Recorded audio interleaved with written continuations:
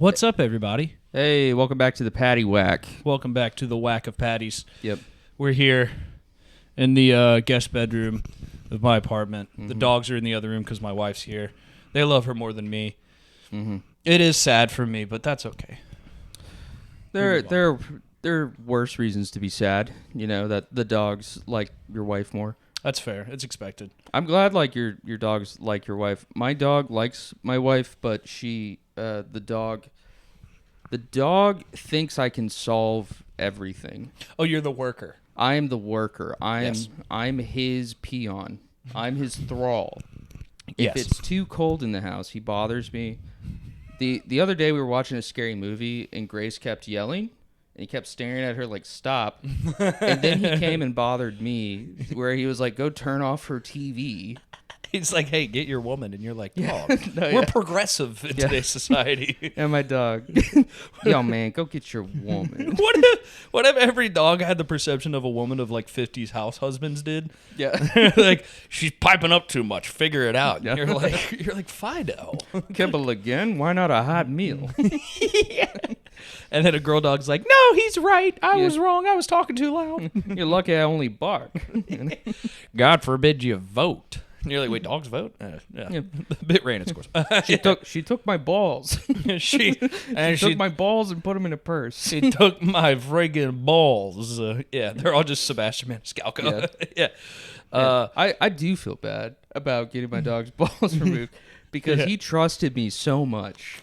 I adopted him. All the and trust I'm in the holding world. him, and then one day I'm like, hey, buddy, we're going this place. And he's like, I have no problem. I have no problem hearing the word vet. This is fine.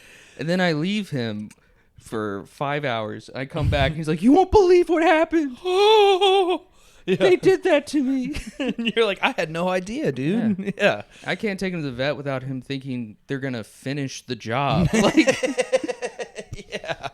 Did he have so he got the cone of shame?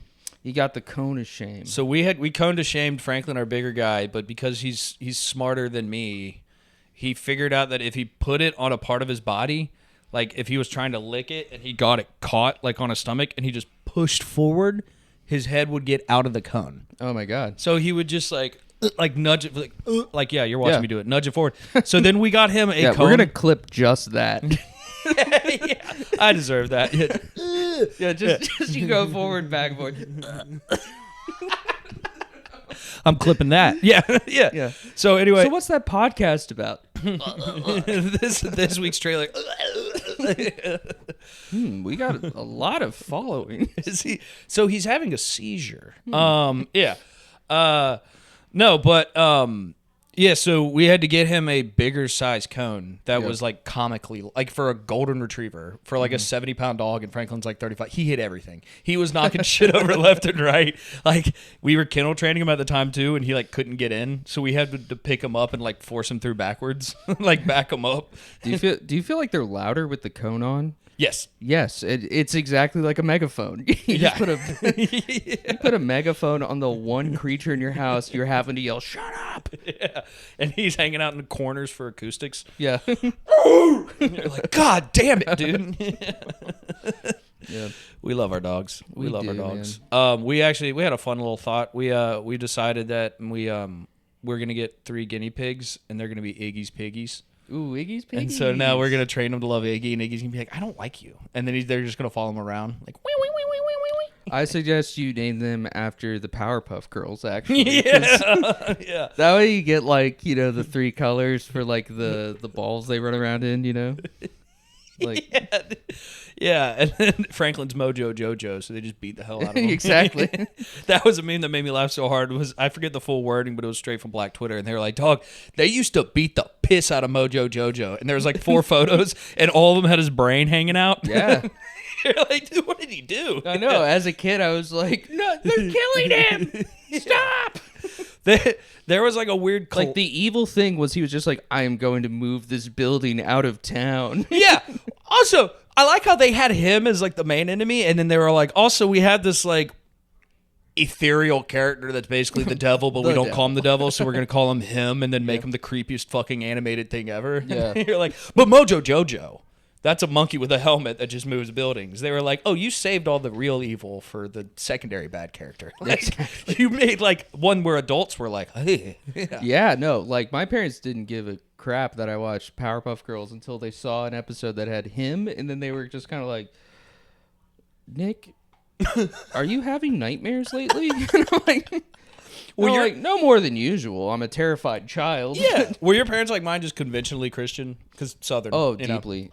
Mm-hmm. I do think a little part of it is I think they did use Christianity as an excuse to just avoid children's media they found annoying. You know, it's funny because I take that back. My wife, her parents just didn't like her watching it, but I've met a handful of people whose parents were like, oh, SpongeBob is not for kids. Yeah.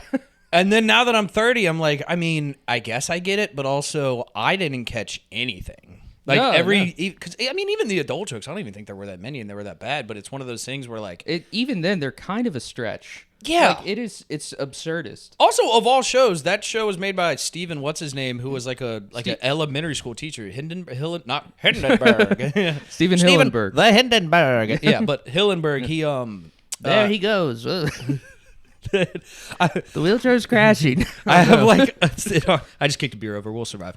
But it's like I can't pin this. This is a side note. I can't pin this, but there's a clip. It was like a Vine, and it like it was like a Mandela effect where it triggered a memory. Mm-hmm. I feel like there's an image of a guy in like a full face scarf interviewing and going, and the Hindenburg has crashed from the sky, and it's like all the way up here. And I've tried Googling Hindenburg interviews, can't find it, but I can find one white kid in like Arizona doing a Vine where he's like, the Hindenburg, blah, blah, blah, blah, blah. And I'm like, I know that. Yeah. But I love that he had like a scarf on his face, like where he's like, I need to stay anonymous. Yeah. I know too much about the Hindenburg. You can't know me. Yeah. It's like the time. My favorite things on the internet are the time traveler photos where they're like, this guy looks like a time traveler. Bitch, you photoshopped it. Like, what do you like? Yeah. Like, there's a guy with like an iPhone and like a civil rights crowd from 1960, and he's clearly on his iPhone, and you're like, come on. Like, I will say most of it is a person with clinical depression that was way underdressed for their era, and it just looks like how we dress now. Yeah. And they're like, is this guy a time traveler? And it's like he's wearing sweatpants and a sweatshirt. Yeah. And you're like, yeah, at the time, that's like going to Walmart in your underwear. Yeah. Yeah, exactly. And like, and so like we're posting the people of Walmart, and then like in 20 years, my kids are like, whoa, man, that guy's cool. That guy's cool as hell. That guy's sick. One thing too. He's got the Cookie Monster flat. Yeah. Cookie Monster flat bill. Cookie Monster flat bill with the pajama pants to match. Yeah. My another one too that I noticed a lot with with women throughout time is there'll be like one photo of like an attractive woman from the 1970s who had straight hair. And people are like, so hot for today's day and age. And I'm like, she just had like late 90s mom hair by accident one day. You're like, it's like Marilyn Monroe is equally as attractive, but she had like 1940s curly blonde hair. And you're like, oh, this one woman who just straightened her hair like no one else did in 1955 is like 2010's hot. You're like, she just did her hair differently. Like, I mean, also like we're supposed to be surprised that a 22-year-old was hot. You know, that they're like, oh, I can't believe it. Yeah, and it's like, did you know that this college co-ed was hot? And I'm like, yeah, I've been to college. I don't know if you know this, but I think that hot is hot forever up until I don't know, like when like 100 years ago when standards were different. But I'm pretty sure even then, like hot is hot. I mean, like the only era where I start getting confused, I feel like, is when they start just doing statues because they can't even paint yet. You know, they're just like putting up circles, and then like it just says under there, it's just like the hottest woman alive, unknown artist, and it's just 3 circles on top of each other. And I'm like, I get what you're going for. I get you couldn't paint the picture the right way, but I get it. Yeah. I get it. Yeah. Okay. Yeah. No, that's a good one. Yeah. Man, we got sidetracked a little bit. Oh, you were asking if my parents are super Christian. Yeah. So and if they use that. Okay, actually, I'm going to reiterate this. They clearly made that character in Powderpuff Girls to fuck with us because I watched it not long ago. He's like, you can't pin the sex, which is clearly intentional. Gender bent, has crab arms and like not Prince hair, but there's a weird like Yeah, there's a curly Q. Yeah, it's a vibe that's confused. Like how do you make that fucking character? Like, I don't know. It just, that one's weird to me. So I can see any parents like, whoa, but like my parents were like moderately Christian, but I can see someone who's got Christian parents that have a fucking conniption. They just walk by and they see that on the TV and they're like, oh, yeah. I will be honest. I think the most embarrassing moment for me when I was like a kid was, me and my brother and my sisters, we'd like play pretend, and at some point the playing pretend was we were in the Powderpuff Gang world, at which my dad thought I was implying that I was one of the Powderpuff Girls. Yeah. And I got grounded for my imagination for implying I was trans. That's fun. Yeah, so he was ahead of the curve of freaking out about your kid. Your dad was like, "You're not 18 yet, motherfucker." Yeah, he didn't have the language. He was just like, "This one's weird." Yeah. Yeah, that's why Elliot stayed stealth for so long. They were so focused on me. They were hyper focused on you. Yeah, they were riding under the radar. Yeah, because like 9th grade, I'm like, I'm gonna take French class and do theater and do art, and they're like, watch that one, watch him closely. And then Elliot, just started doing cross country and kissing dudes, and they didn't notice. He started doing a gay thing and then the gay thing. Yeah. And they just straight up didn't notice. Yeah, they didn't care. Yeah, I mean, I know parents are proud of you on your wedding day, but I don't think they're normally like surprised proud of you. Yeah, it's like, not wow. a curveball. Yeah. Wow, you went through with it. You did that. I'm in the same boat, because when I look back on it, like, it's one of those things where like I already wasn't a big sports kid, and so I could see my dad already being like, oh, he's weird on the internet, he plays a lot of video games. But then I look back on it, I have a friend group now that's guys that I've been friends with since high school that I keep up with, but literally every friend that I've had that I brought home was just a single guy.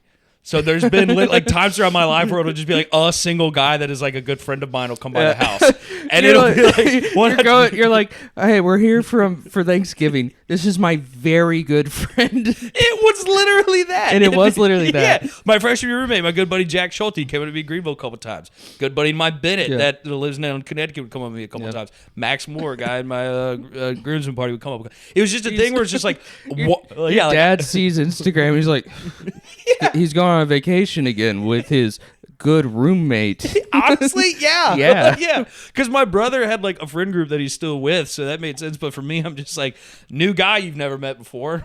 Yeah. And then new guy you've never met. And there were like 2 or 3 times my dad asked me, and I'm sure he just asked it in a general sense, not really thinking, but he was like, are you still friends with so-and-so? And it'd be one kid I hung out once when I was like 13, and he's asking me this when I'm 18. I'm like, nah, I haven't talked to him in years. And I'm sure my dad's like, you little homosexual. Like, there's no way that didn't go through his head. I like to imagine, because it's your friend, you're talking him up, you're just like, you're like, you're going to love him. He works out a lot. Yeah. It's actually cool. Like, he is doing like the law club at high school, and I'm thinking of doing law club too. Yeah, I'm like proud of my friend. The worst part is my parents, even though they're divorced, they had some sort of like relationship when we were growing up. I'm saying this out loud. They 100% were like, Nat might be gay. Yeah. And the other one's like, yeah, probably. And then they just move forward. They were active in the group chat. That was a betting pool on the year you'd come out. 100%. The group chat's been remade into like, when will Nat leave his lavender marriage? My lavender marriage. Yeah. Like, I can get my money back. I think it was my brother was fucking with me. I came back home and I had a little bit of a beard going, and he went, you grew a beard, huh? And I was like, yeah. And he went, it's not the only beard, huh? I was like, shut up. Shut up. No, good. But yeah, it was a fun thing. My dad, apparently, when we like told my dad that we were getting engaged, we were going to get married, my mom was like, yeah, he like teared up later that night. And I was like, oh, that's sweet. And the next day I was like, what if it was like, he's not gay? Like, what if like deep down my dad was like, yeah. Like, realistically, he was probably like, man, this socially wildly stupid kid's not going to get married at 24 and work out. Yeah. So he's probably like, holy shit, he did it. But anyway, there was a slim part of it where I was like, maybe, yeah. It's like, he pulled it. Yeah. Yeah. So, and my dad was like classic Southern dad. We didn't talk about, what's the old saying? It's like, good man never talks about his women, his money, and his politics. And so my dad was never like, that's a hot woman or anything, or like, look at the boobs on that girl. Like, it just wasn't talked about. And even like me and my brother my dad's exactly the same way. Yeah, it's just it is non-existent. mean, I've inherited it too. It freaks me out the moment I'm like, it's a group of guys and someone's like, so and so. Oh, if I did this, and then it to me, it's terrifying, dude. I'm the same boat. Because don't get me wrong, there'll be a thing where there'll be a girl that has bigger boobs, and they're clearly showing it all and letting it hang out, and you'll talk to the guys and be like, oh, that's one thing. But then you'll talk to a guy, or a guy, be like, did you see so and so's tits are looking great? Never in my life has that not made me cringy. No, yeah. Never in my life have I ever been like, oh, let's change the topic. Yeah, I'm fine being like a girl's hot, but then in the same, it's like, dude, your tits so good, I could fuck the shit out of her. I'm always like, oh. No, yeah, it's like you're only supposed to bring that up if it's funny. Yeah, there's a little ironic twist to that. Yeah, and it's embedded. And even me and my brother, we've never, nothing in any context of any of that really. I mean, religion a little bit, just because it's kind of like, hey, I don't want to go to church anymore. But never nothing. Oh, of the three things you talk about. I thought you were talking about within religion you talk about women. No, I was like, you think Mary Magdalene was hot? You think the Mormons are onto something? Yeah. You can get 8 of them? Yeah, but that was my dad never did that, and so we didn't either. So it's a thing now where, growing up, I'm just kind of like... There were times when I was older, my dad's friends would be around, and then... guys start acting up around their boys a little bit. And so they poke them. And I remember one time, it was funny, I brought it up to my brother later, my dad, he was making an effort to try and break that barrier. Mm-hmm. It was way too late in life. I think I was probably 20, my brother's 22, and one of his friends was there and was like, you don't remember what's her name or something. My parents have been divorced for a long time at this point, so it wasn't, And he just looked at us, and I could tell he was fighting it out, and he was just like, stage something, yeah. She had a butt so big you could put a 6-pack on it. And all of his boys were like, yes, she did. And my dad was like, yeah. And me and my brother were like, ah. And then we just moved on. I like to think we talked about it later, and we were just like, so that was weird. He had a full simulation in his mind where if he just went yes, I remember her, and said nothing else, they would have been like, hey, man, what's wrong? Yeah, but it's his boys. There's something wrong with him. He's not talking about her massive ass. Yeah, they're like, Bunky, talk about the fucking cheeks. And my dad's like, it ends with him getting committed. They're like, yeah, they can't figure it out. He don't got his zest for life no more. I think Bunky died 10 years ago, and this is just some other dude. Yeah, in the words of Benjamin Franklin, some men die at 27 and get buried at 77. I like to think he did never actually say that. He just made that quote up. Oh, yeah. I'm sure he did, but... No, yeah. I love to make up quotes. It's a great way to drive a point home. Yeah. I'll just say random shit. I'll be like, yeah, the Romans said that. My wife will be like, what? The Romans never said. That's right. You took Latin, so you can just say Latin at people. She's like, the Romans never said it's better to rip a grocery bag than go back and get another one. Yeah. Yeah, they did, babe. All right. You just don't know. But I do love ascribing a quote to an entire culture. Oh my God. It's what the Romans said. Yeah, come on. Oh my God. The Romans said men will drink more than 6 on a weekday. Come on. That actually reminds me. Okay. Yeah. So I do have news for you. I got a promotion at work, which is cool. That's also good news. That's not good news unless you're a hitman. No, yeah. But no, fuck yeah, let's go. Because you hated your job, so that's good. Yes, but I almost put it in jeopardy because they come to me and they're like, hey man, you're getting a promotion. And I was like, oh, cool. And they're like, well, for the first time ever, we want to make a ceremony about this for the people getting promotions. So we're going to set aside a day. So they don't want you to quit at all. Yeah. They're like, we're set aside a day. Mm-hmm. Everyone's going to be there. We're going to announce your name, and then we're going to ring a gong. No, you're not. Yeah, no. And because I knew this guy, it's like the executive boss and my immediate boss. I know him, and I thought, so I just said, all right. I went, you're fucking with me. I literally couldn't believe it. I assumed he really was. He had to have been. No. Well, first he was flustered. He got caught off guard. He was like, no, the gong was my idea. Oh, it's a good idea. No. Yeah. And, yeah. Do you know how many Chinese nationals I work with? I was about to say there has to be It is not a good idea to do this. Basically, I'm guaranteed promotions for a minute because they can't just have someone join and then one day 3 Chinese nationals are brought up onto a stage and they hit a gong and go, Wong, you are promoted. My favorite part is they're gonna have to say it, and the guy's gonna realize he fucked up. Like they hire a Chinese guy, Jason Chu. Jason Chu got the job, and then your boss is gonna be like, "Oh God damn it!"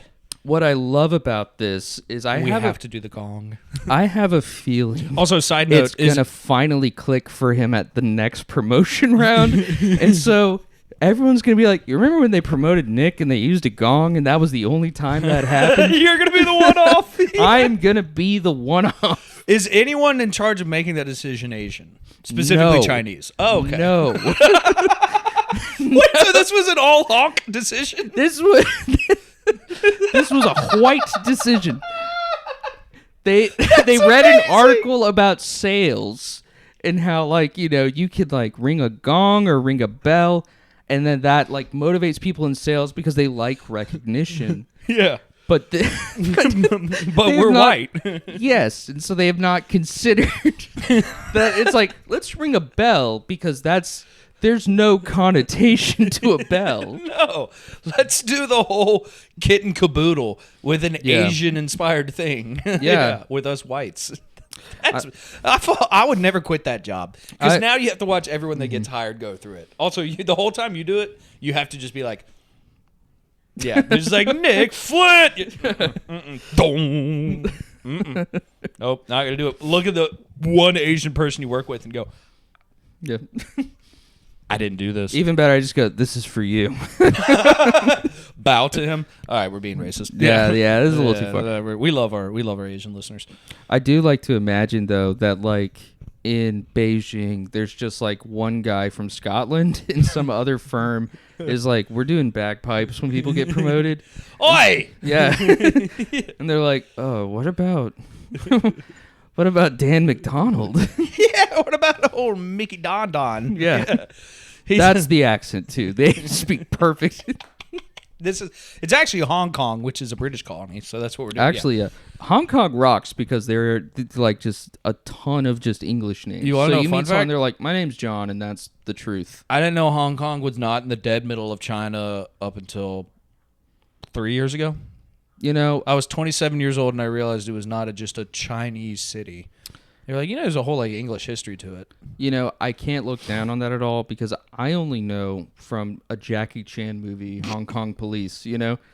Like... You almost can't say that in certain circles. I know. I mean, you are right, but imagine just being like, I didn't know shit about China and then a fucking Jackie Chan movie, and you're like, you son of a bitch.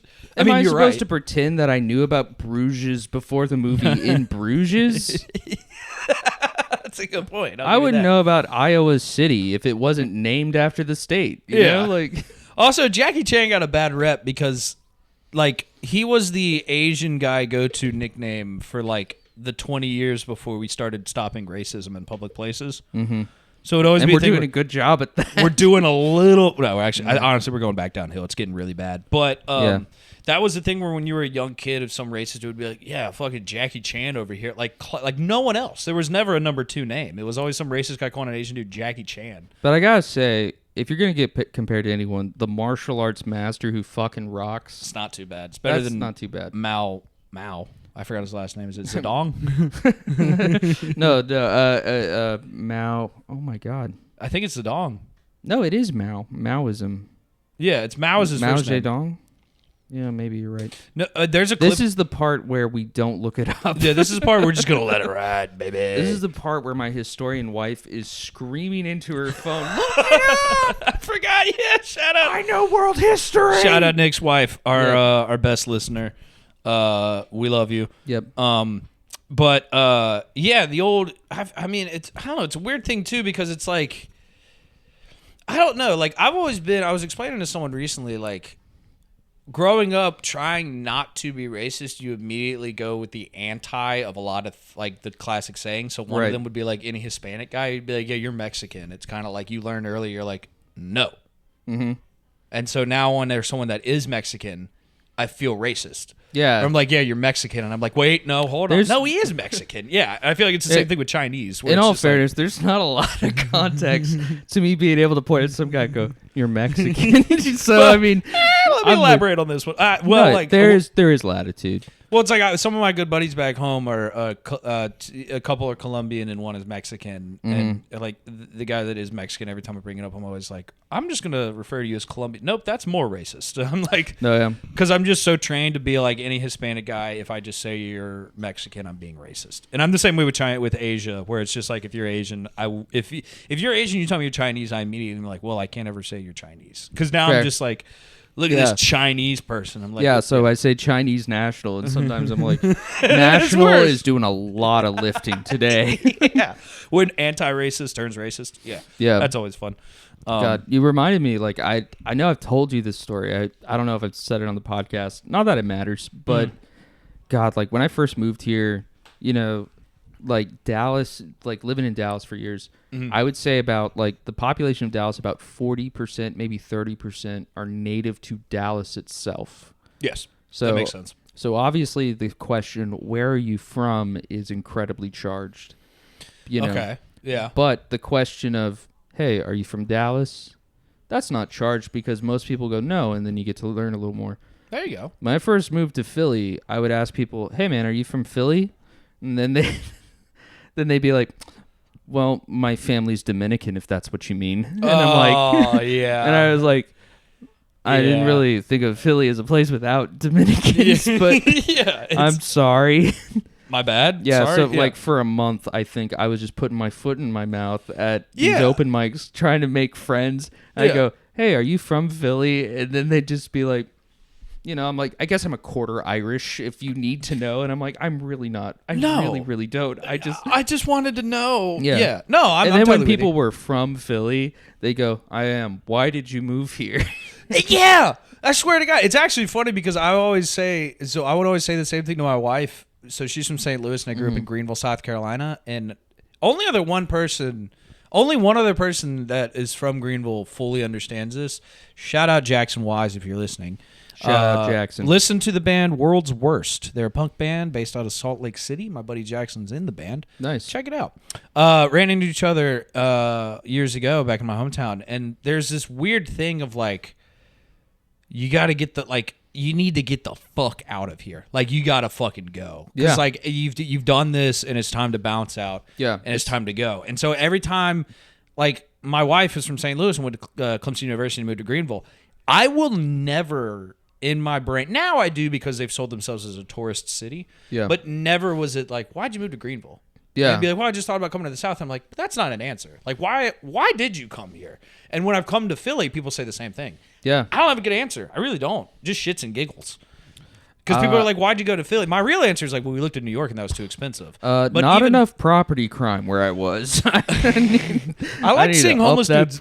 I like the homeless dudes fold over in an L shape. It's a great aesthetic. Yeah. But I'm always like, I like Philly. And they're like, why the fuck did you move to Philly? I'm like, I don't know. It's fun. But it's the same thing I do for my hometown. So I guess I get it. No, it is fun. I think it's easiest to explain to people when I go like, walking around here, I'm currently 220 pounds. I was 260 when I moved here. Yeah. And what I won't tell them, it's because the food kind of sucks. But like, but most of it is walking. Like, well, it's a lot of movement, and like also we do comedy, and I feel like this is just a statement of fact. If you do comedy and you can find laughter and things throughout life, Philadelphia is the perfect city. Like, oh my God. How do you not walk throughout the city of Philly and just see the random shit that happens on a daily basis and just be like, what the fuck? Just find some humor in that. No. You know what I mean?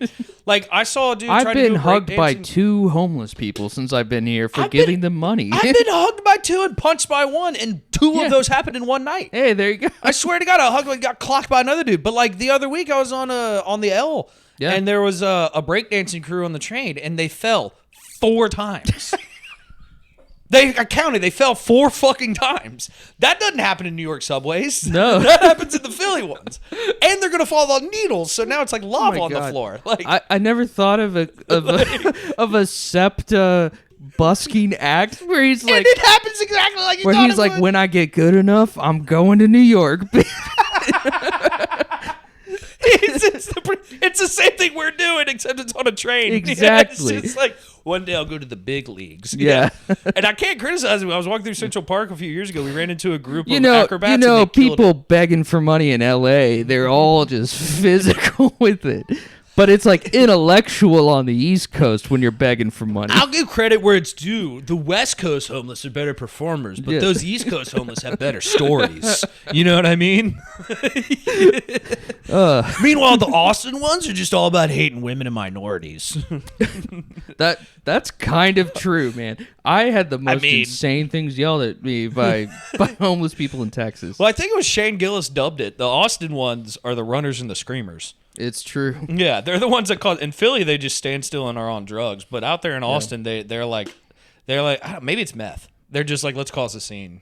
Yeah, I don't think I've been to 6th Street in like 10 years without just like, at the end of the night, I just sit there for a minute and I'm just kind of like, we gotta do something for people, man. I don't know what we can. I don't know what can be done, but we got to do something. They've got pages dedicated to street fights on 6th Street, and it's a lot of content. Yeah, like it's a lot. God. I mean, I don't know. Austin blew the fuck up because you were so Austin blew up probably like 4 or 5 years ago, but you've been a Texan your whole life. Yeah. Did you go before the explosion? So I mean, what was the difference? 4 or 5 years ago, it was definitely like the moment, like nationally, that Austin is seen. I would say now like, it's all right. Correct. That's the only one I remembered. I just wanted to get it in. So no, I mean, so like I would say even when I graduated high school, it was like in 2011, it was known that it was like if you're staying in Texas, Austin is, this place where arts still happen. Okay. And so it was kind of like an alternative of like, hey man, you don't even have to leave Texas. You don't have to go to New York. You don't have to go to LA. You don't have to go to Chicago. There's a shot, and there may be like sort of a middle class like ability to be an artist. That's kind of like, it's kind of like Asheville and Atlanta for me, because Atlanta got movie industry by the time I was in high school, so now it's actually like a move to Atlanta and make a thing. Right. But Asheville was the burnouts. Mm-hmm. It was always like even the comedians would come down to Greenville and be like, yeah, we're better than you, and it's like, yeah, because you've been doing it 11 years and you're not actually good at it. I've been doing it 6 months and I'm terrible at it. Yeah, you're better than me, but you just never left Asheville. But it's I kind of get that. It's kind of like you don't really have to go, because if you're doing arts, eventually you got to bite the bullet. New York, LA, maybe Austin. Like you're gonna have to move to these big cities, but you do get these cities along the way that are just like. Yeah, I do think Austin is like a sister city to both Portland, Oregon, and then Denver, Colorado, in the sense that anyone you ask says this city was so good. Yeah. And then I moved here, and 2 years later it sucked. And it does not matter the generation. Yeah. I've talked to boomers that moved during the flower power, and they were like, it was so good moving to Austin. And then suddenly it sucked. And it's my uncle didn't say it sucked as much, but my uncle, my mom's brother, who late 50s, graduated from U Texas. Yeah. And he was like, loved it back then and everything. And I'm like, oh, so it's always had that. And like, he does like improv on the West Coast now. So he's always been an artistically minded guy. And I'm like, oh shit, like it's always been. Was he there for the UT Sniper? He might have. I've never asked him. It's funny that my mom did not keep in contact with her family well. So next time I see him, I'll have to bug him out. You should reach out of nowhere. Hey, Uncle Steve. Yeah. It's actually, God, where is he now? He's out there. Sacramento, maybe. He lived by like Haight Street in San Francisco, which is like the spot. Yeah. So whenever we'd go visit San Fran, because like all of my mom's family's around there, we'd go check it out. And then he's with a lady now, and they just moved out to San Fran. Cool. Or not San Fran, Sacramento. So it's like, all right, maybe I'll see Uncle Steve one day. Maybe not. Yeah, what's crazy about Sacramento, it's like it's a big sort of compromise movement for people in California. They're like, guess I'm moving to Sacramento, and it's still like more expensive than where I live. You know the weird, yeah, exactly. It's anything on the West Coast is insane, but the funny thing about Sacramento was I didn't watch it, but wasn't that where Big Bang Theory took place? Was it? Yeah. Probably. So like there was this whole like 10-year era where the biggest TV show on television was like Sacramento, but like Sacramento it's a capital city, so there's nothing there. So. Yeah, bazinga. That young Sheldon. Yeah. Those are fun videos on the internet, is watching Big Bang Theory with no laugh track. That's pretty good. It hurts, but after a while you start to laugh at it. Because you're just like, Leonard, she's hot! There we go. Instead it's just like, Leonard, she's hot. And next line. Yeah. You're like, that hurt to watch. Yeah. Kind of like you. I'm sure you saw it. Garfield minus Garfield. Yeah. An amazing comic series. Yes. Fantastic. Yeah. God. Yeah. Classic. It's found art, you know? Yeah. It's sort of the same question with DJs, which is like, what's the least amount you can change something, but you've changed it enough that it's distinct to people? DJs, I've caught on in the music industry. Mm-hmm. They're doing the same shit over and over. I've watched videos, and what it is, you got to get someone that knows music to play. Knows music. Watch videos of people that understand music, and they'll play chord progressions. Yeah. And they'll be like, here are 7 pop songs, and it's the same chord progression. And they're like, they just slightly adjust a little, like a on the computer, and then you bleep, bleep, bleep, bleep, the thing. But it's only like 3 steps. Yeah, it's just noise gates. Yeah, and I'm like, wait, so there's people making tens of millions of dollars that literally just recreated 7 pop songs over and over again, but they just changed 2 things. And they're like, yeah, music's been figured out. And I'm like, God damn it. I want to know what the smartest one was that just kept pretending to touch the knobs. I've never found an answer. What do DJs do? Exactly. No one has an answer. I'm sure it's something, but it's always like there's never like I go to Guitar 1/10 of the Center, knobs you're turning actually do something. You know what I'm saying? Anyway. No, I go to Guitar Center and like, they're like, here are the tracks, and I press 1. And then I'm like moving everything and nothing happens. And I'm like, maybe that's the point. It just gets worse as you move things. And you're like, let me turn it back. Yeah. Yep.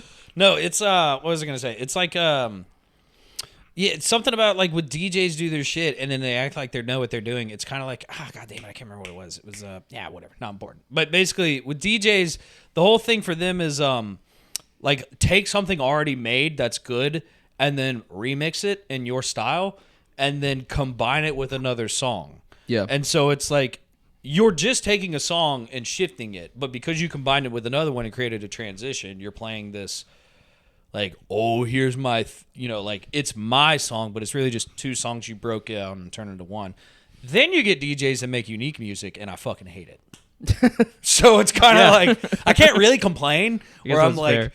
You're just fine tuning pop art. I get that. That is a situation where it's like, man, I love this seasoned salt, and then you just like take a handful instead of of putting it on food. That is insane. Yeah, well, it's like when Chainsmokers came out with their song, like that was a factory made. What was it? Closer? Yeah. In a hole in my sweater, 'cause it's too cold. Oh, that's another one too. Yeah. Well, what is it? It's not hooting and hollering music, but it's like white people, like it's women whisper singing. Yeah. It's too cold. And then it's like a weird beat, and then you listen to how the beat's made, and you're like, oh, some autistic music genius played 3 chords and twisted it. And then, all right, I don't know. I'm shitting on the music industry now. We love Jewish people. We really want to get into the music industry.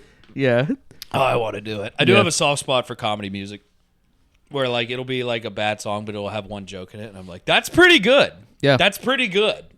You should listen to that. And then meanwhile, it's the worst lyrics ever. But I love Neil C.C. Riga. He's a comedy musician. Do you listen to him at all? No. What is it like? Parody or like? So what I like about him, there's parody songs like Weird Al. Weird Al constructs traditional music with jokes. I was gonna say it's Weird Al and then everybody else. Yes. Yeah. So he constructs traditional music with jokes. You memorize the lyrics. You sing along to the song. Mm-hmm. What Neil C.C. Riga does is the song itself, the structure of the song itself, is a joke. Oh, okay. It's almost a YouTube poop. So is it outsider music?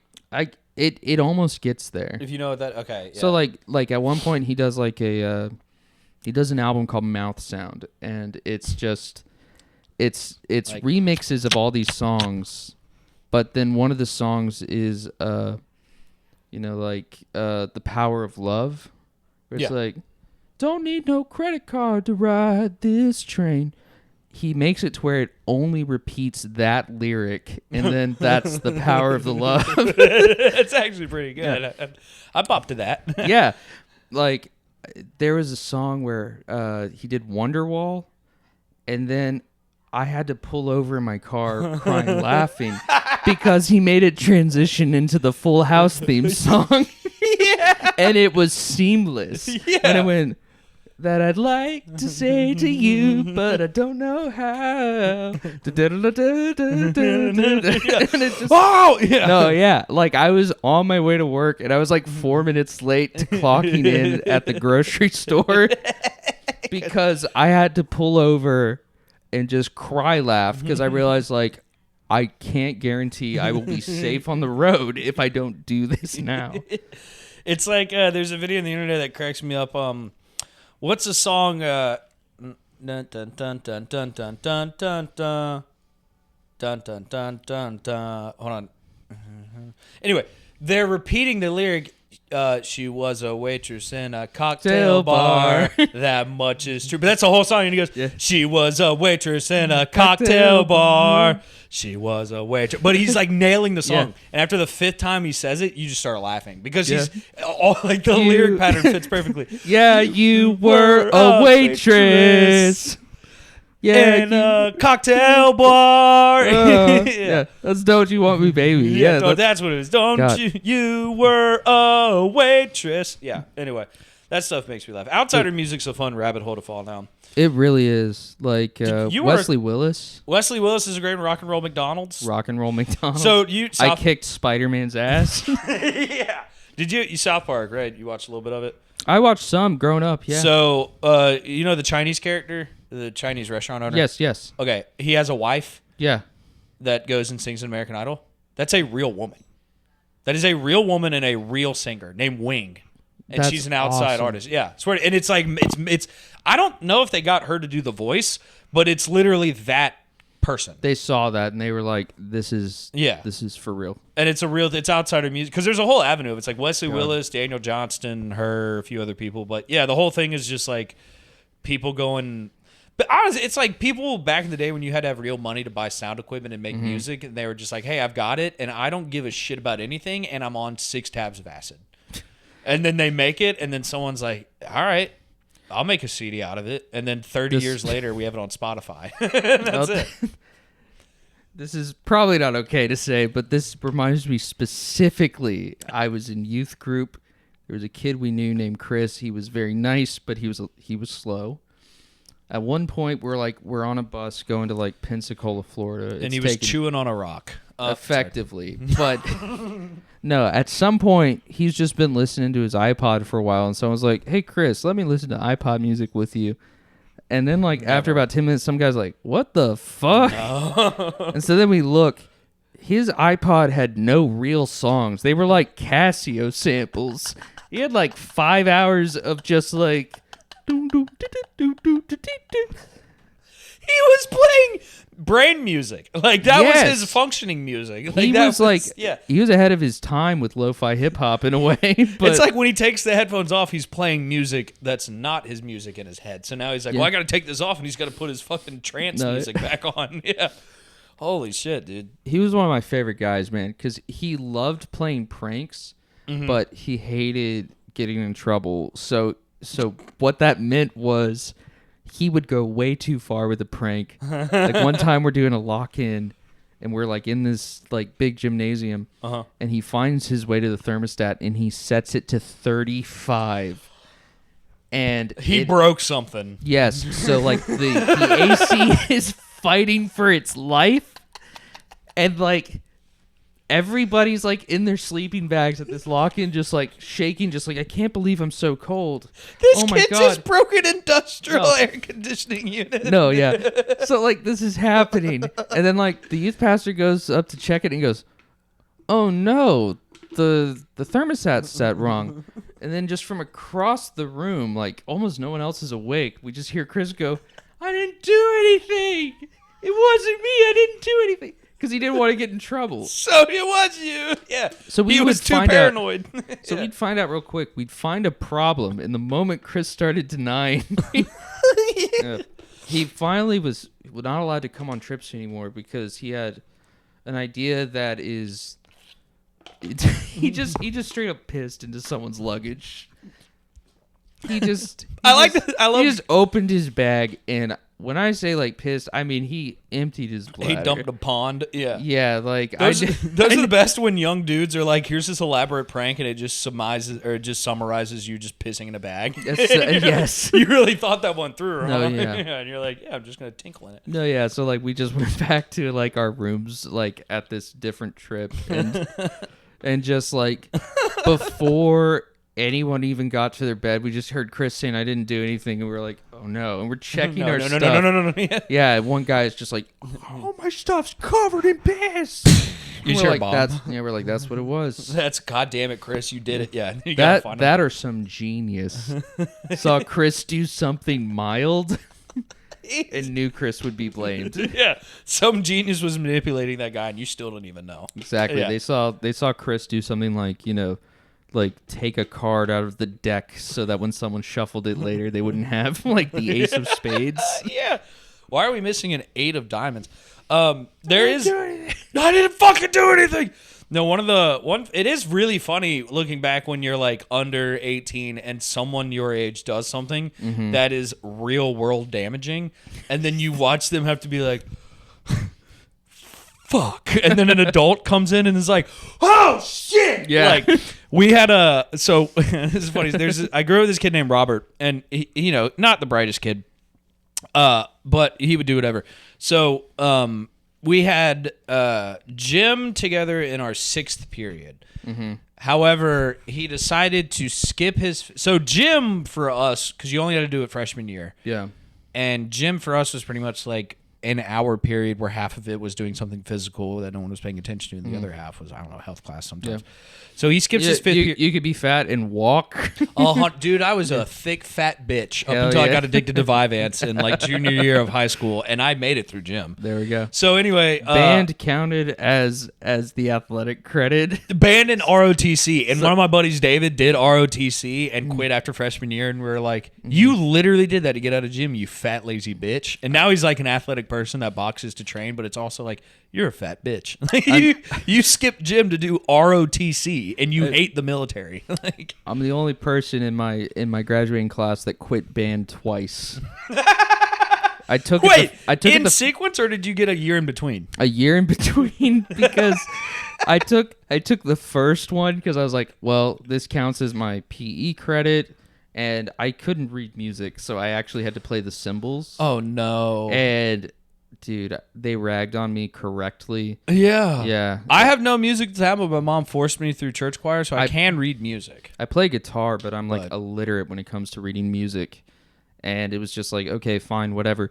And then I was like, all right, I'm done. I'm going to go do stuff I want to do. And then I found out, actually, it's 2 years, because marching band's only 1 semester, so you have to take 2 years. Oh, shit, yeah. So I did that, but in addition, I was dating a girl. I say dating. What I mean was a girl was dumb enough to see me and be like, "This makes sense." Yep, that's it. She's like, "Man, what a beautiful 5'8" fat." And then you met your amazing wife, Grace. That's true. Yeah. But for that period, you had this lady that just went. Yeah, and that lasted a month, and then I was. This is my turd. I will polish. Yes, and I was in band because I was like, well, we'll both be in band, and we'll like be able to like hold hands on the bus. But then we like broke up pretty quickly, so that it was just like, all right, now I'm back in band as the guy that's a junior that can't read music in band. And my ex is in this too. Yeah, which I mean, honestly, I didn't mind that much. Fair. It was just like, now I have to like, yeah, they put me in percussion pit, which was also with just... I didn't think about that. That is like percussion in an orchestra is like the, hey, dipshit. Like, here are the cymbals, here's the triangle, you'll figure it out. You know what I mean? Yeah, you're like, not the violinist. Yeah, if they're like, you're a real drummer, you got to learn how to walk out there because you can actually drum. But for us, they were like, please stay on the beat. You know, they're like either you have a disability where you can't go marching, or you're someone that cannot read music. Yeah, you're a fucking idiot in our world. Yeah. So like, I remember like, I studied that harder than I had to study physics. Just like the two hands. Like, I had to learn the Halo theme on percussion pit, which was a huge actually like boost because I was a fucking dork and I was like, oh, that's it's something. Halo, Yeah. Yeah. Well, I went to predominantly black schools, so our drums were all. A stereotype is right there. I imagine the drums were killer. competitive. Well, they were killer. Well, I don't know what competition there was, but they were killer in middle school and high school to a point where like there would be some drum shows where they just didn't have the rest of the band. Because I think there's like 6 that they. All right, so, I'm sorry, dove off the tail. Back to Robert and gym class. There was like 5 black kids at my school, so like oh, you missed out. It was a white drum. Hard. They tried to do like drumline stuff, Oh, but no. it looked like exactly what you imagined. I don't think there's anything worse than being a black guy that has to live up to the black standard around white people and just realizing you can't do it. Like imagine if you had the dance skills of P. Diddy, but you were the one black guy in the room. Brutal. It's like, my guy, you're around white people that have no coordination. Like, you're the leader here. You got to know how to. All right. Anyway. Yeah. So you gotta become a teacher. Yeah, we need you. So anyway, back to fun times of kids breaking things. So I might have told this on the story, or on the podcast, but fuck, we're gonna do it again. So this kid Robert skips his 5th period class, which I don't know what it was. Goes to gym 5th period. Already a dumb idea because we have gym together 6th period. Yeah. You couldn't wait 50 minutes, Out of everything to skip, you should have skipped gym. You could, yeah, exactly. So anyway, he skips his 5th period to go to gym, just to go to gym again after that. So he's in gym class, and the way that our high school gymnasium was my high school was Greenville High School, and so on one side of the wall they had these like, I don't know, 15 by 20, like 15 to 20 feet by 15 to 20 feet red squares. And in the red squares on the wall was a letter, and it's put out Greenville and then high school. Yeah. And so Robert's skipping class, and he goes, watch this, because he's trying to kick a soccer ball into the fucking basketball goal. Yeah. Drop kicks the fucking thing. It sticks one of the letters on the wall. The whole thing falls off. Like, not just the letter. The letter in the back. And it stops everything because it's a giant piece of, like, shit on the wall. And it just goes, boom. And the fucking gym teacher's like, who did? And then he just sees like that. Just because I was told that. And then he was like, why are you in here? Like, why are you in my classroom? You don't even have my class. Yeah. And he's like, I don't know. I just did what I did. He ended up having to pay for it, but it was just like... He paid for it?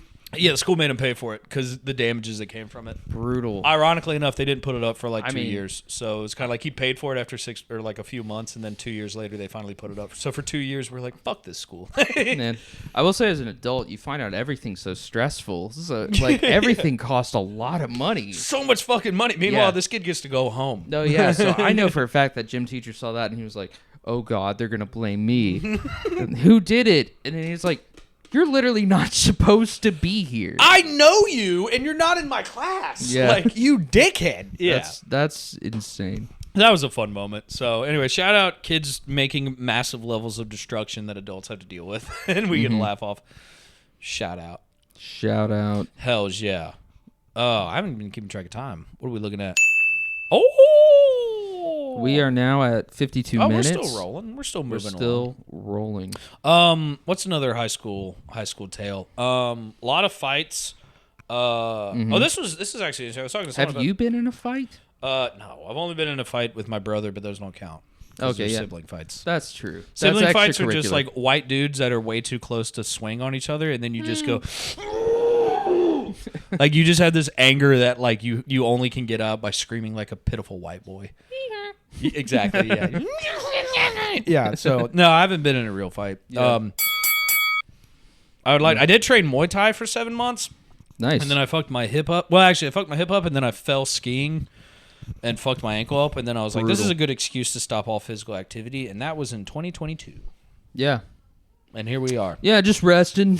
Just chilling. It's actually, I learned the valuable adult lesson. You fuck a body up and you don't do anything about it, you will have to go to physical therapy. Yeah. And so my ankle's a little stiffage. But no, you put me in a fight, all I've got is white boy rage.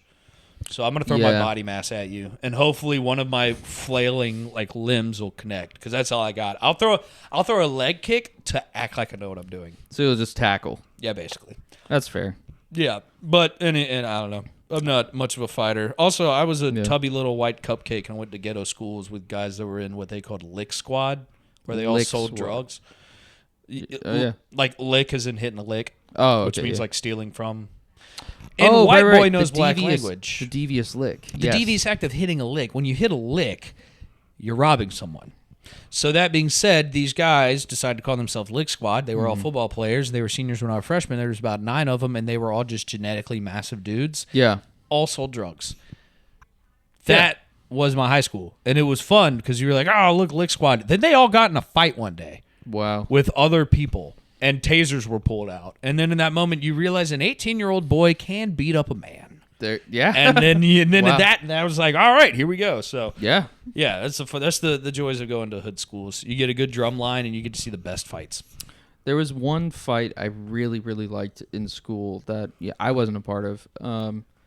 There was this kid, Kalen. He was small and scrappy. Okay. But there was this other kid, Tyler, who was creepy, but really he was just obnoxious. So he would creep on women, and it would upset people. But more than anything, he just wouldn't shut the fuck up. And That's so, a bad trait. Yeah, so Kalen and him were both in trouble for something, and they were having to run up and down these bleachers. Oh, it's physical punishment. Yeah, and so they were given the physical punishment, and Tyler is audibly complaining the entire time, just like, oh, this isn't even fair. I didn't do anything, and blah, blah, blah. So eventually, Kalen just turns to him and he goes, if you don't shut up, I'm going to hit you. If you don't shut up, I'm going to hit you. And then Tyler wouldn't stop talking as they kept having to do it. And eventually Kalen goes, all right, man, I'm about to hit you. And Tyler goes, well, look, I'm a lover, not a fighter. Oh, bitch. And Kalen responds with, too bad that I'm a fighter. Yeah. And he tackles him. And Kalen's like 5'6", just a little hardly lad. anything. And like he just whips the shit out of Just this beats guy. the fuck out of that kid. He really does. Yeah. It was one of those things where it was like legendary. Unfortunately, Kalen got his apps whipped plenty of times outside of that because he was 5'6". He's a little man. He was Napoleon in it.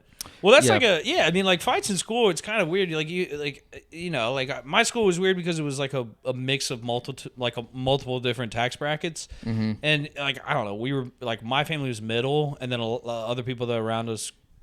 We were like the middle class family around the upper middle class people. So I a big portion of my high school was upper middle, and then like more than half was just like straight lower. And so it was kind of a common thing where it was like you'd be there in the room, but then you have to keep your mouth shut. Like I remember I was in ISS one time.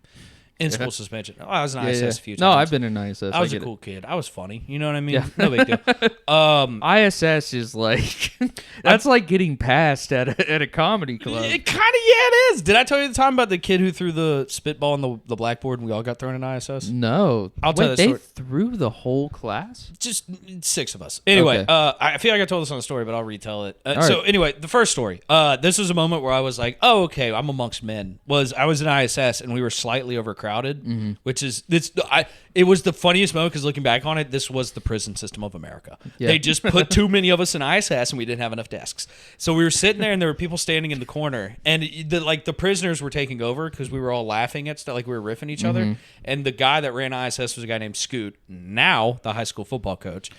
That actually, I probably shouldn't have said that because this story doesn't make him look great. That being said, he was the weightlifting coach at the time. So he was the intimidating presence. Fair. And he was from the hood in his own right. He knew how to keep up with the hood kids. Gotcha. So they were taking over, and he said something like, y'all need to shut up. And one of them said something like, yeah, well, what are you going to do? And he was like, yeah, try me. And then it got to a point, I swear to God, he was like, I'll fuck you up. And I, like, he said, I'll fuck you up. Because it's ISS. No one's there. He said that to this kid from the hood who was 18. And I watched that 18-year-old kid beta himself. Like, I watched him look at a weightlifting coach to go, I'll fuck you up. And the kid was like, Never mind. all right, whatever, Scoot. Fuck yeah, whatever you gonna fuck. Like, he, of course, because he was from the hood, so he couldn't just leave, look like a bitch. He was like, yeah, fuck, whatever fuck you got to do. And he sit down and he shut up. And I remember being like, Scoot, we'll fuck you up, and I won't snitch. Yeah. And I will move on with my life, and I will be like, that's how men became men and men versus boys. And it was a moment where I was like, oh, like he might not, but he'll say he'll do it.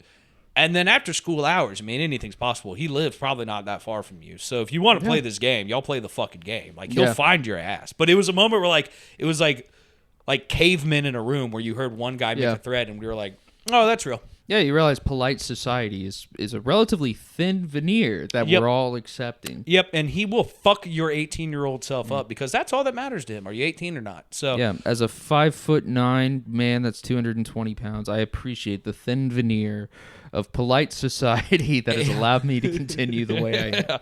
And then you break it, and then you go, "Oh, I'll stay polite. I'm staying over here. I'm staying over here. No, so shout out Scoot. Shout out Scoot. Nat.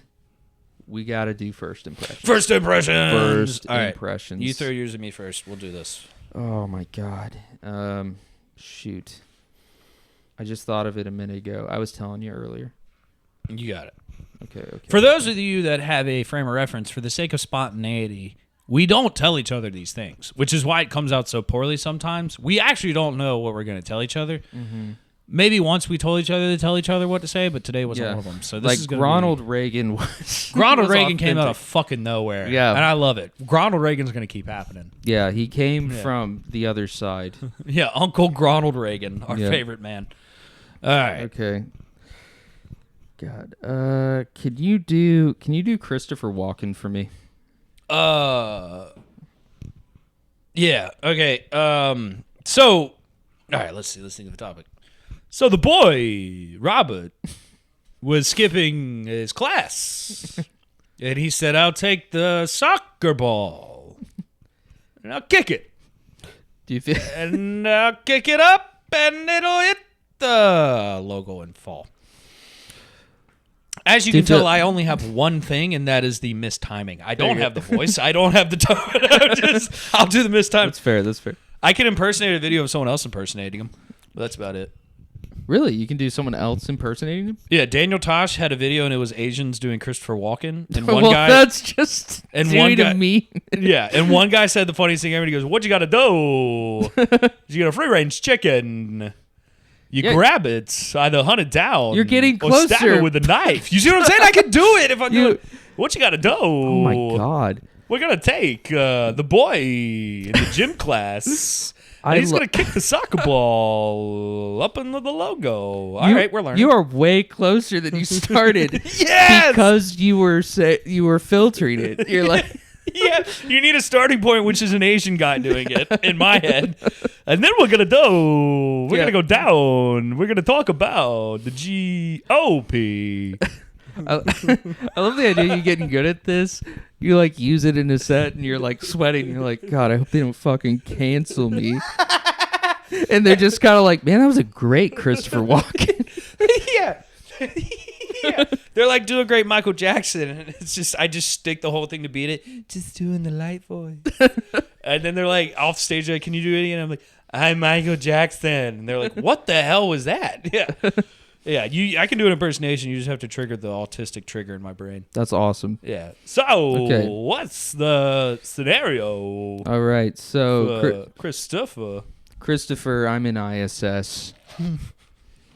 I'm in ISS because I didn't get into a fight. Let's see. What did I do? I peed into a locker. That's pretty rebellious. Yeah. If I don't say so myself. But do you think I'll do it again? You can't do that at the school. And why would you do it again? When you could... Sir, can I go to my locker? What are you going to do in that locker? I need my book, sir. Are you going to piss in that locker? Sir, I really need to go to my locker right now. What are you going to do in that locker? Go to your locker. Go piss. Yeah! All right. I think that's a winner. All right. What are you going to do? Hey. We're going to have a fun one. We're figuring it out. Mm-hmm. All right. I'll throw you a fun one. Can you do our 43rd president, Bill Clinton? Oh, thank God. Okay. I was afraid you were just going to give me a number of this number 14. President. Yeah. Yeah, no. I said that being cocky. I don't even know what Bill Clinton is. What is it? No, okay. What do they call Trump? He's got to be... Trump is 47, 48? Or is Trump 48, 46? He's 45 and 47, so then 44 is Obama, 43. So 42. 42 is Bill Clinton. Shout out W. But all right, can you do America's greatest political pedophile that we currently know of for a fact? I can do America's greatest political pedophile. Yeah. He thinks he's a good pedophile. He thinks he's the best. I'm the best. I made such an ass of myself at a company party. I had 3 beers, and someone brought up Trump, and then thank God they all thought it was amazing, but I accidentally off the cuff did a Trump, and it was, I'm not going to lie, I thought of quitting. Like, the moment someone was like, "You're very good at that," I was like, this is not other comedians that know this is embarrassing. I was going to say, that's like, even if any comedian saw you do that, they'd be like, you're just doing Shane Gillis. Like, at best. Yeah. And so it's, yeah. It was a moment. Yeah. And they have brought it up since then, and then I'm like, I don't know what you're talking about. That was a fluke. No idea. Yeah, no one I'm at a my work professional. no one at my work knows to do comedy, and God forbid, I will never tell them. All right, Hillary.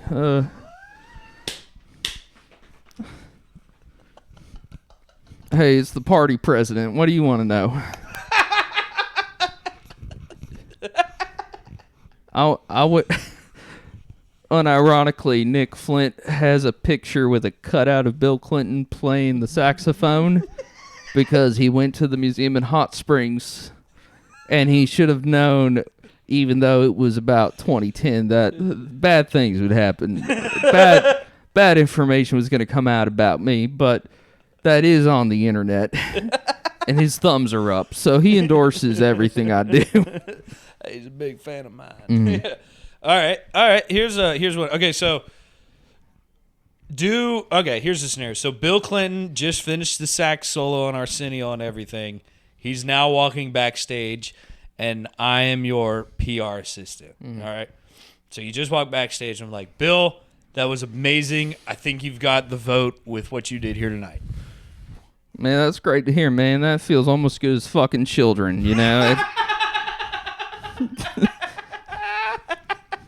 Fuck. For a minute, I didn't think I'd close, but then just like children, I closed. That's the best Bill impression. It all comes back to them fucking kids. Yeah. You just channel the worst thing that ever happened. Oh, man. Dude, that's the most fucked up thing when they like deposed him. That was also, by the way, it was very good. That was very good. We're gonna do that one. Hold on. Nope. Yeah. There we go. Sorry. Yeah. Oh yeah. That's our president. But yeah, they deposed him and they're asking him questions about Epstein Island, and then he's just fucking smiling. Honestly, I was thinking about that. Do you think someone in his PR group was like, hey, if you smile at everything they say, the internet won't take any of this seriously? Because I didn't take it seriously. No, but he was smiling the way you and I were about, like, high school fights. Yeah. But, someone's just kind of like, did you see him trade children? Yeah. And he's just like, oh, man, Bill Gates tripped over all them kids. Oh, man. Yeah, the best was the internet memes where they were like, it was one where it was like, I understand what Monica was going through now. And it's a photo of Bill looking at a document with his glasses like, and it's a still photo from that meeting from the hearing. And you're like, Jesus. Even in the face of death, he's still playing. Oh, man. Yeah. Shout out our president. Shout out George W. Bush. I mean, as time goes on. Yeah, boy, thank you for just killing those kids instead of fucking them. I mean, killing them wasn't cool, but no, yeah. But boy, can we go back to the era where our president dodged shoes and we were just like, hey, he's stupid. Yeah. Side note, it is objectively funny that he's not that smart of a person when it seems, and then John Kerry's like, you're a fucking idiot. You didn't do anything smart. And then everyone's like, I don't care. Well, one, I don't care. And two, they looked at his Yale records and he fucking killed it at Yale. Yeah. And he's like, hey, man. Or no, that's Bill. He's like, I'm not that dumb. Can't fool me twice. You want to know the best George Bush impersonation? It's literally anything that sounds like George Bush and you going, That's actually a good point, yeah. Yeah. You just got to do the finger guns. You're right. Mischievous. How can we stay mad at this war criminal? Yeah, he paints He's a little pictures now. He's a trickster. I will say he was the last president where it was really, really fun to make fun of the president. We could have fun with it because there was a TV show called Lil Bush Yes. And it was like the little what was it? You know, there was like little Looney Tunes or something, and it was like all these characters as kids, but the whole thing was like a Scooby Doo style thing. Yeah. And they were just shitting on everyone in it. And there's like his brother Jeb was literally mentally disabled. Yes. So he'd run up and he'd be like, "I'm Jeb!" Yeah. And there'd be random scenes in it that cracked me up. Like one was like Condoleezza Rice asked him something like, "George, did you bring crackers to school?" And he goes, I had it from Conde. But my favorite of his was the when they made fun of him in Harold and Kumar, and they were flying with him on the train. For whatever reason, they were in George Bush's house. And they were talking to George Bush, and the quote was, they were smoking weed with him, and Kumar was like, I mean, if you smoke so much weed, like, why is it, like, a problem for you? Why do you make it illegal? And he goes, are you kidding me? My dad would be pissed if he found out I like weed. That summed up his entire presidency right there. My dad would be pissed. I gotta be that guy. We gotta wrap up. Yeah. Unfortunately. So so let's do any plugs we have. Is it the 27th? Is it Thursday the 27th? So the 26th, I believe. 26th. Yeah. If you're listening to this, we're going to get this uploaded tonight. So if you're listening to this in time, come to the Monkey Club in near like Fishtown, East Kensington area. Great spot. Nick's doing a spot on it. I run it with Pat Sullivan. We'll be having him as a guest soon. Hilarity will ensue. Come check it out. Tickets are $10. Follow Post Up Comedy Philly on Instagram. That's right. Follow the pod, like it, subscribe, do everything you got to do on iTunes. We love you. Nick's about to pee his pants. I really am. We're gonna move on. If we have the video, you're gonna notice. It's gonna be great. We love you guys. Stay classy. We'll be back.